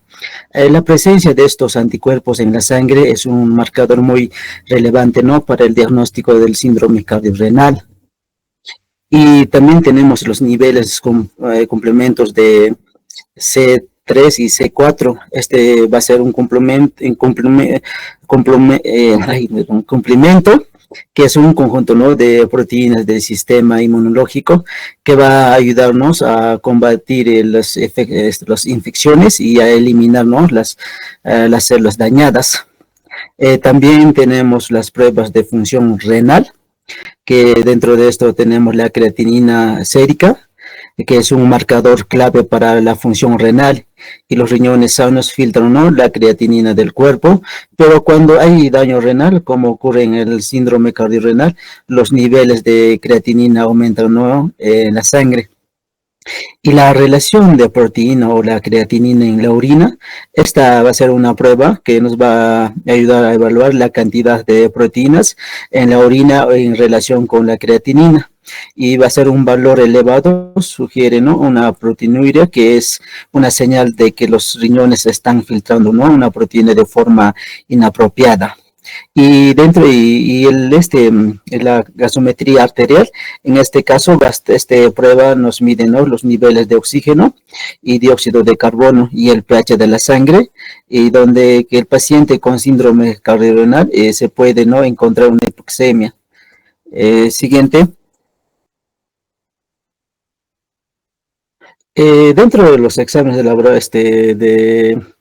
imagen, vamos a tener primero una radiografía de tórax. Esta es una prueba, ¿no?, que nos va a mostrar infiltraciones pulmonares, donde hay áreas donde el pulmón está ocupado por líquido o células inflamatorias.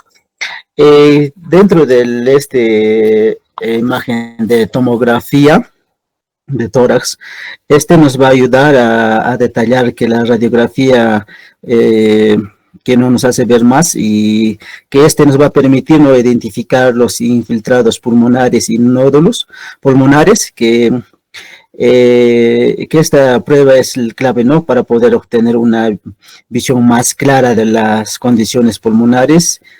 Y la ecografía renal es una prueba no invasiva, ¿no?, que se utiliza ondas sonoras para poder crear una imágenes de riñones. Esta prueba no nos puede detectar cambios en el tamaño y la forma de los riñones, y lo que puede ser indicativo, ¿no?, el daño o la enfermedad renal. Y dentro de la resonancia magnética, esto nos va a proporcionar imágenes más detalladas de los órganos y tejidos internos que la ecografía y la tomografía no nos ayudan, ¿no? Y es útil, ¿no?, para poder visualizar tejidos blandos, vasos sanguíneos y renales y estructuras pulmonares. Siguiente.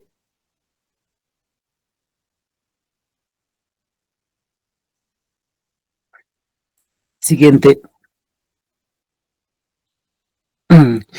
Y tenemos también unas estrategias terapéuticas actuales que vamos a tener como inmunosupresión. El tratamiento de este síndrome no cardiorrenal se va a enfocar en controlar la respuesta autoinmune y tratar las manifestaciones clínicas con los corticoides, los ciclofosfamida y la rituximab, con los principales, ¿no?, medicamentos inmunosupresores que se va a utilizar en estos casos. Como tenemos los corticoides, como la prednisona, son potentes antiinflamatorios que va a reducir la inflamación, y la ciclofosfamida es un fármaco, ¿no?, quimioterápico que suprime, ¿no?, el sistema inmunológico para poder evitar que ataque los riñones y otros órganos. Y la rituximab es un anticuerpo monoclonal que se utiliza, ¿no?, para poder suprimir células betas específicas del sistema, ¿no?, inmunológico, y atribuyendo la disminución de la inflamación. También tenemos la plasmaféresis, que nos va a ayudar. El siguiente, por favor. El plasmaféresis, que como indicaba, que es un tratamiento en el que se extrae, ¿no?, la sangre del paciente y se va a eliminar la plasma que contiene, ¿no?, anticuerpos dañinos, y luego se devuelve, ¿no?, la sangre al cuerpo. Este es un procedimiento que nos ayuda a eliminar los anticuerpos circulantes que pueden estar causando daño a los órganos o los riñones, y lo que mejora la función de estos órganos en algunos pacientes. También tenemos dentro del manejo, dentro de vamos a hablar sobre el manejo de la hipertensión, que el manejo no adecuado de una hipertensión va a ser crucial, ¿no?, ya que la hipertensión puede agravar tanto el daño renal como el cardiovascular. Y dentro de los diálisis, en este caso, es un tratamiento que ayuda, ¿no?, a eliminar los productos de desecho y exceso del líquido del cuerpo, ¿no?, cuando los riñones no pueden hacerlo adecuadamente. Y dentro de la oxigenoterapia, se administra, ¿no?, cuando el paciente presenta, ¿no?, hipoxia, bajos niveles de oxígeno en la sangre, y esta terapia ayuda, ¿no?, a garantizar a los órganos y reciben suficiente oxígeno para funciones correctamente y reducir el riesgo del daño adicional, ¿no? Y siguiente.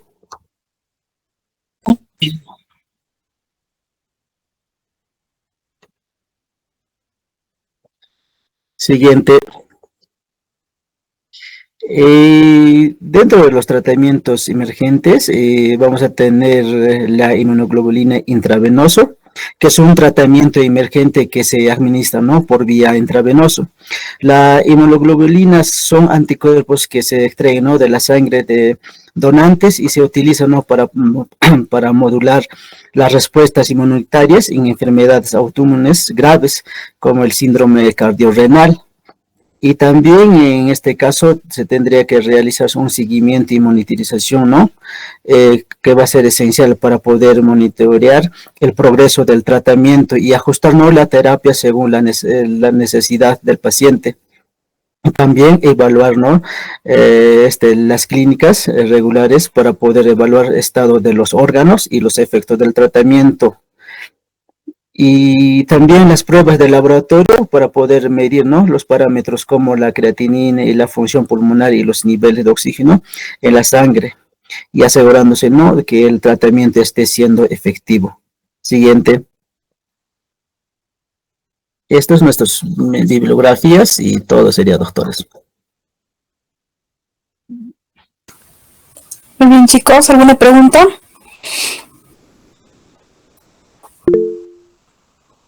Muy bien. Solo una aclaración, nada más que lo escuché, células beta. Son células B, ¿ya? El rituximab actúa reduciendo las células B, ¿ya? Que se refieren a los linfocitos B. Nada Sí, más. doctora, disculpe, doctora. Ya, no se preocupe. Bueno, entonces al no haber más preguntas, estamos por terminada la sesión. A ver, Jimena. Jimena creo que quiere participar. Sí, doctora, buenas noches. Mi pregunta en sí era del síndrome cardiorrenal, el tipo 3. ¿Qué tipo de, qué manejo inicial sería el más como prioritario? A ver, chicos.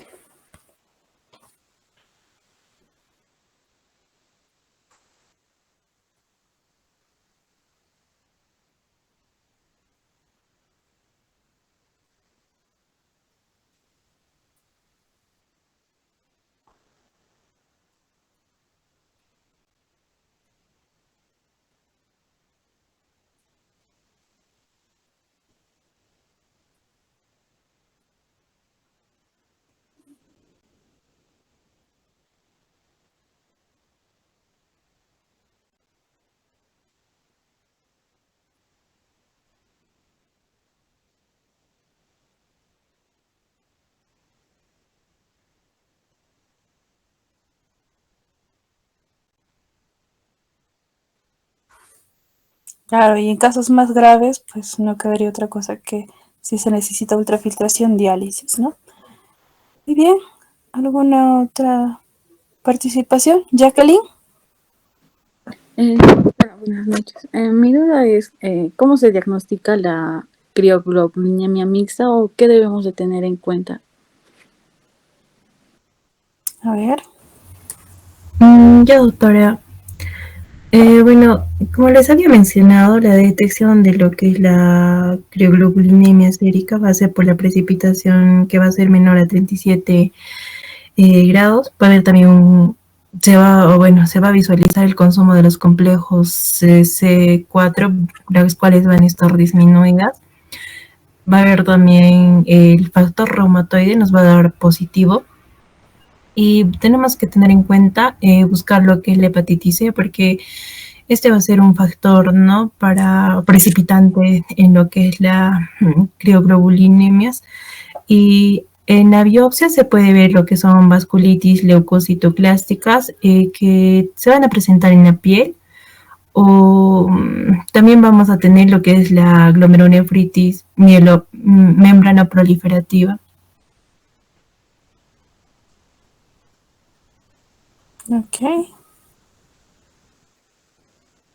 ¿Alguna participación más? Sí, doctorita, tenía una pregunta para el grupo. A ver. En el caso de lo que es el síndrome cardiopulmonar, ¿por qué los pacientes que vemos, bueno, no creo que todos hayamos visto, pero hay pacientes con enfermedad renal crónica que tienen mayor riesgo a tener arritmias? ¿Por qué sería en este caso? Cardiorrenal dices, ¿no? Ya.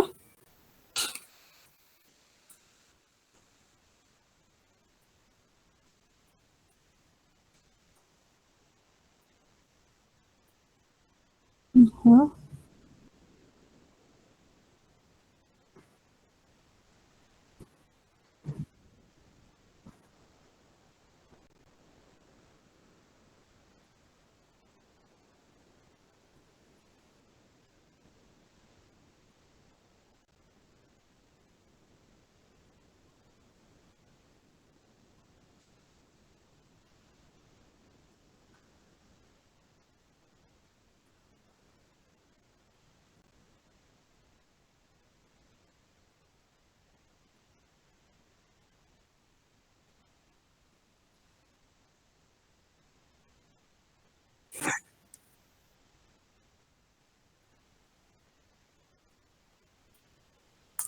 Tengamos en cuenta una cosa, ¿no? Los pacientes con enfermedad renal crónica tienen hipertensión y eso les genera una hipertrofia a nivel ventricular, ¿no es cierto? Y eso a la larga puede conllevar también alteración de la conducción y eso puede estar asociado también a un grado de arritmia, ¿no? Y Muy doctora, bien. ¿puedo complementar ahí? A ver. Sí, como usted dice, doctora, se va a dar lo que es la sobrecarga del volumen por el tema de la hipertensión, ¿no? Porque va a ser una hipertensión persistente y este va a aumentar el volumen circulante, va a provocar así lo que es la hipertrofia ventricular, específicamente del lado izquierdo, y esto va a ocasionar la disfunción cardíaca y bueno, va a suscitarse o puede provocar o darse, ¿no? Lo que son las arritmias, pero también fuera de lo que son las toxinas y lo que es la hiperpotasemia, también va a haber activación neurohormonal, ¿no? Las cuales también la mencionaron, en la cual se va a activar lo que es el sistema renina-angiotensina-aldosterona. Y va a haber una hiperactivación simpática y también va a contribuir a lo que es la inestabilidad eléctrica de la parte cardíaca. Exacto. Muy bien. ¿Alguna otra pregunta adicional?